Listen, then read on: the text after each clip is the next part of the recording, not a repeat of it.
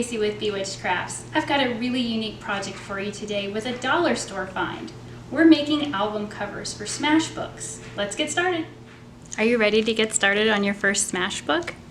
I'm making today's project with dollar store kitchen cutting mats. So I'm not sure if you can find this brand, but I paid $1 for 2 of these thin plastic cutting mats, and they measure 11 by 14. So I will actually get 4 covers out of this and maybe even a couple of bookmarks. Let me show you how easy this is. So first, I'm just gonna cut open this wrapping.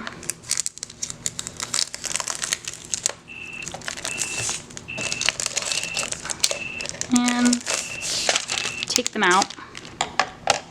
So there are 2 in here. I'm going to separate them. And so this is an 11 by 14 sheet. And it's a nice durable cover, similar, maybe a little thicker to something that was laminated. And it's going to be the perfect thing for my handmade book. So I need to make some decisions about how I want my book to work, as far as how it will be bound and how big the pages will be. I usually like to use something that I can work with if I'm printing. So I might print out some extra things from the internet or from my computer. And so those would be on an 8.5 by 11 sheet. That's a little bit too big for my project, so I will plan on cutting it down. So I'm going to cut this though fairly tall. And I'm just going to extend the arm on my cutting mat here. And like I said, so it's 11 by 14. And I think what I'd like to do is just maybe start by cutting it in half. So the 14 inches will come down to 7. And believe it or not, this will cut like butter on your cutting mat. I was really surprised the first time I tried it. I thought it was going to be difficult. You just slide this over a little bit so you can see. And it cuts right through. So, let's see. There we go.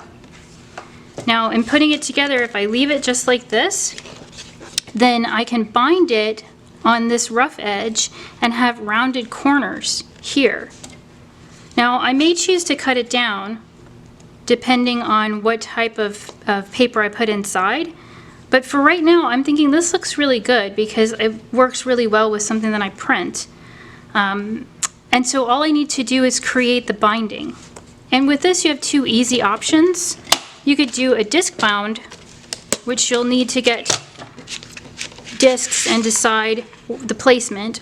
Or you could just do like a 3-ring binder style. Those binder rings come separately in lots of different sizes, so you could determine the size based on how thick your book will be, or if you outgrow the size, it's pretty easy and affordable to change up for something larger. And you would cut the holes for the rings with a crocodile or a hole punch. So I have a crocodile here, and the cutting device here punches holes. So I would just simply decide, am I going to do 3 rings? Am I going to do 2? I usually do 2. And then I would measure out the exact spaces where I want my rings and do a simple punch. Again, it cuts really easily, just like it did with the paper trimmer, and you are all set with some very sturdy, easy to make, and affordable smash book covers. Are you ready to get started on your smash book? Join me here on the channel, subscribe to get notifications for future videos more on smash booking, or check out my podcast. You can find me on Google Podcasts, Apple Podcasts, and Amazon.